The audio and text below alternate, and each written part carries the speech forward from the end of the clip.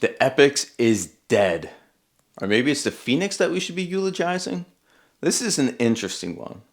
Thanks for joining me today. I'm Dave, and this is Dave Does Fitness. In today's tech world, products leak all the time, and oftentimes an announcement of a product is merely a formality.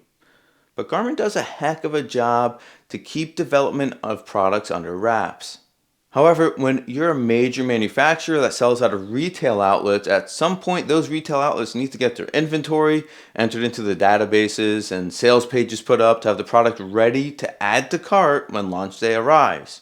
Now ideally, these pages are kept off of live servers, or at least not linked from any live web pages, but if you're counting on all retailers across the world to do the right thing all the time, well, odds are someone's going to screw things up at some point. And traditionally speaking, that's how Garmin leaks have happened, and it looks like this year is no different.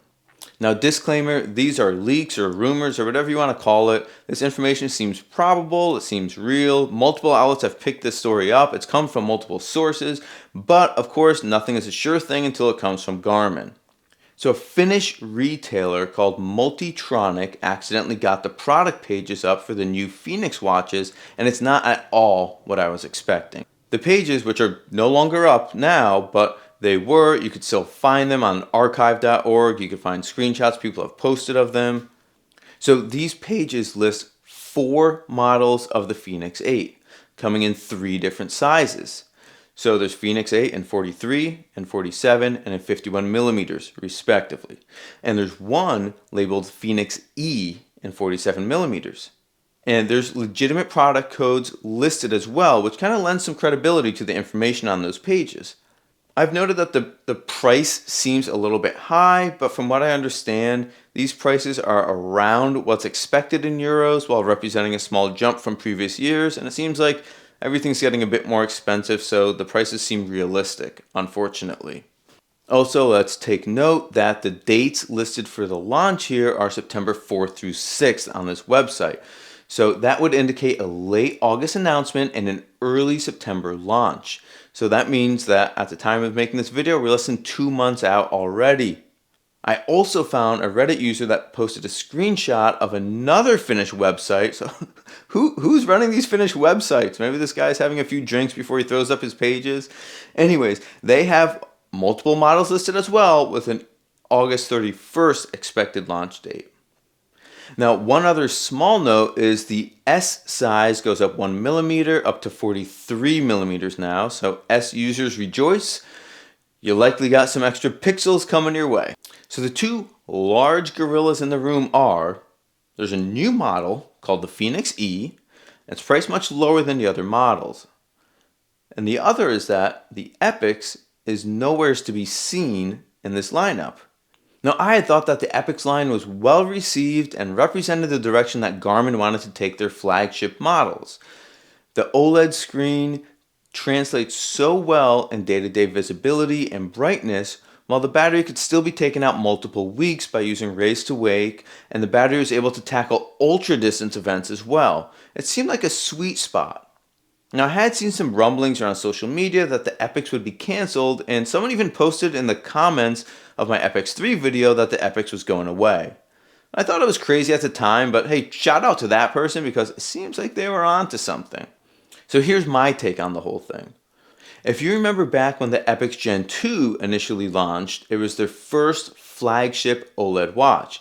Yes, I know the Venue exists, and it came out alongside the Fenix 7. And the Fenix 7 came out in 3 sizes, 42, 47, and 51 millimeters, while the Epix came out in only 1, 47 millimeters.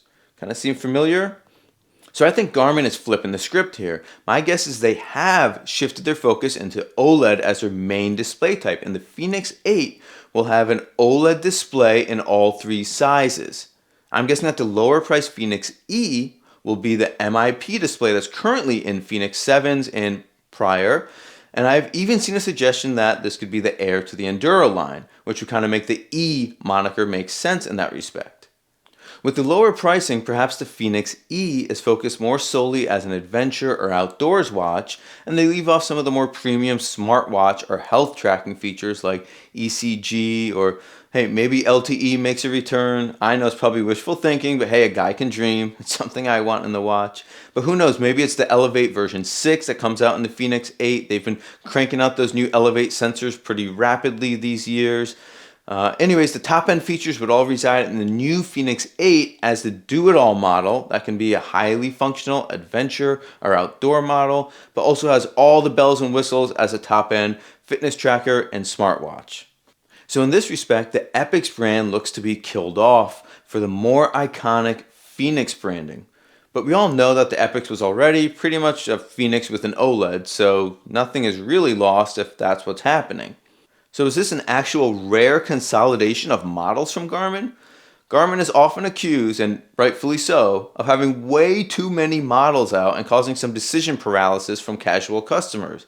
And the lineup, as I just described it, could theoretically drop both the EPIX and Enduro branding and streamline their model offerings. So do you think this is the direction that things are going? Now, I've personally owned Forerunners, Fenixes, and now my trusty EPIX, and the naming conventions don't mean anything to me if the tech is moving forward and the quality is kept high. But I'm interested what you think about all this.